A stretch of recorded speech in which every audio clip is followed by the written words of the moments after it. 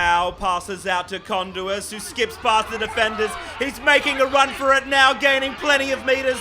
The Roosters are closing in, and it'll be Matthews that brings him down to the ground.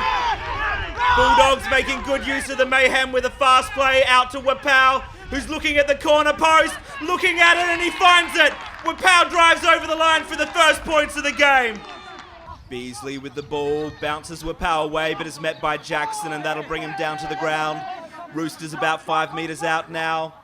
Out to McLean, who sends it down the line. The Roosters are looking at their wing, in a bit of trouble. Clever offload to Matthews, who has the ball now.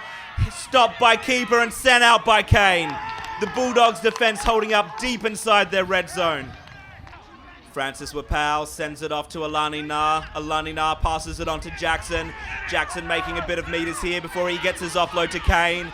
Kane finds some open space, passes out to Hado Tamai. Hado Tamai looks to be in a bit of trouble here, might not make it all the way, doesn't need to, gets the offload back to Kane, and Kane crosses over the line for the Bulldogs' second try. Huge team effort by the Bulldogs.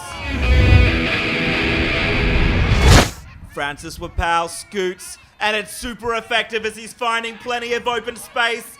Doubles back in, and there's no one there. Francis Wapau is going to open up the second half with the first points. Just 1.5 minutes in. Dane Keeper passes it out to Drover. Drover crashes through the line. And the Roosters are in all sorts of trouble here as the Bulldogs scored 2 tries in the opening 5 minutes of the second half. Wapau sends it out to Keeper, who puts the kick in. It's a tall one. Bounces, it's a favourable bounce, and it's picked up by Drover. Pushes off the first defender, spins past the second.